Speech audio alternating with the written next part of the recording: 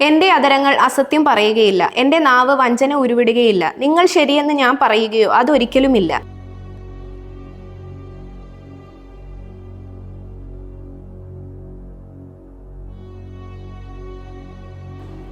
എന്റെ ശത്രു ദുഷ്ടനും എനിക്കെതിരെ നിൽക്കുന്നവർ അധർമ്മിയുമായിരിക്കട്ടെ.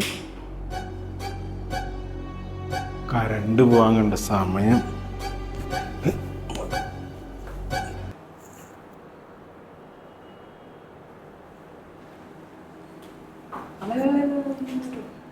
നിങ്ങളിപ്പോൾ വായിച്ച വേദപുസ്തകത്തിലെ ദുഷ്ടനും അധർമ്മിയും ശത്രുവൊക്കെ ഞാൻ തന്നെ. പേര് നടേശൻ. സത്യവും ധർമ്മവും നോക്കുന്ന ഒരുപാട് ദൈവപുത്രന്മാർ നമ്മുടെ നാട്ടിലുണ്ട്. അതിനെതിരെ ഒരു ചെകുത്താനെങ്കിലും വേണ്ടേ?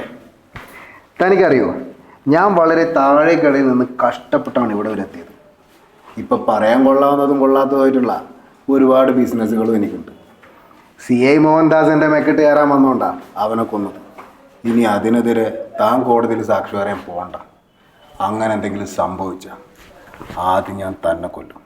തൻ്റെ മരണം കണ്ട് മനസ്സൊന്ന് പെടച്ച് നിൽക്കുമ്പോൾ തൻ്റെ മകനെ ഞാൻ കൊല്ലും.